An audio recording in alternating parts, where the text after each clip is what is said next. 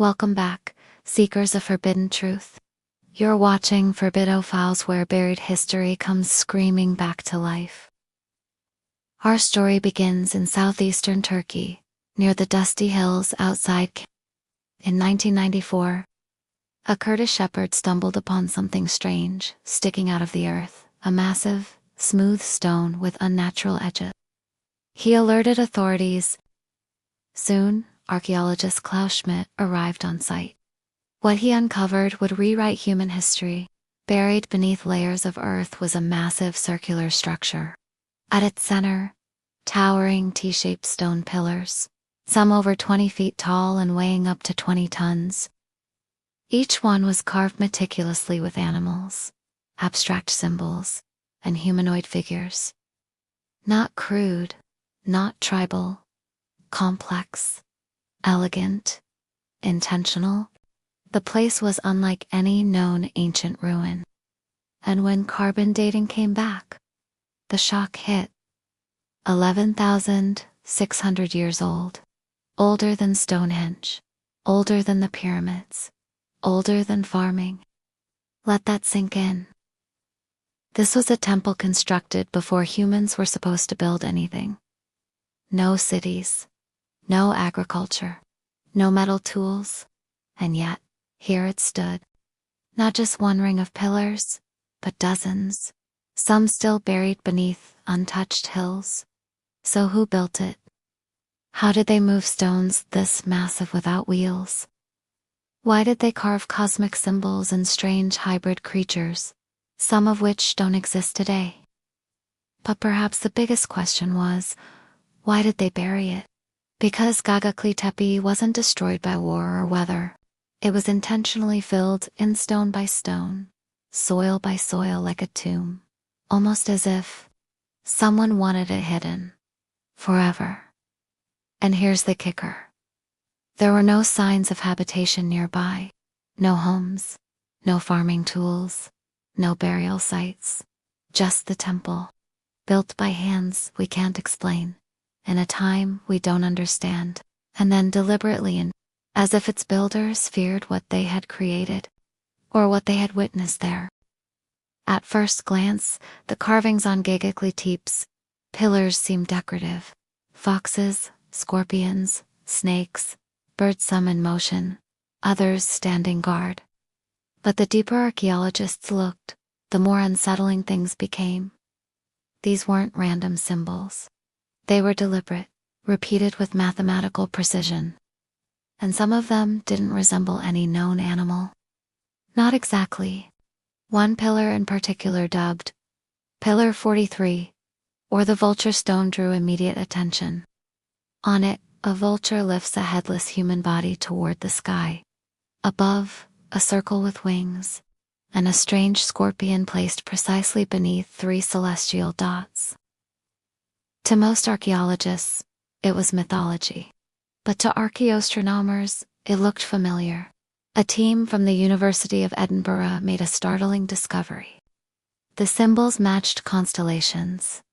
Specifically, the night sky of 10,950 BCE, the exact date of a mysterious cataclysm that ended the last Ice Age. They cross-referenced the imagery with astronomical software. The conclusion: the vulture stone was a star map. And not just a map, but a warning. According to the theory, the scorpion represented the circle with wings was the sun, and the alignment pointed to a devastating comet impact. In other words, Göbekli Tepe may have been built to record a disaster. One so massive, it reshaped Earth's climate and wiped out entire species. Some called it the Younger Dryas impact. Others called it the fall of Atlantis. And Göbekli Tepe? A memory carved in stone, left behind by survivors of a lost civilization. But why bury it? Perhaps the message wasn't meant to be understood by all. Perhaps it was meant to survive until we were ready. Ready to read the stars. Ready to decode the symbols. Ready to understand what comes next. And maybe to prepare. Because if Göbekli Tepe truly marks a cycle, a cosmic pattern of rise and ruin, then maybe it was buried not to protect the past, but to warn the future. Who were they? That's the question that haunts everyone who walks among Göbekli Tepe's monoliths. Not just how they built it, but why they disappeared. The pillars weren't arranged randomly. They formed concentric circles, aligned with cosmic nodes. This wasn't tribal instinct. It was engineering. But engineering by whom?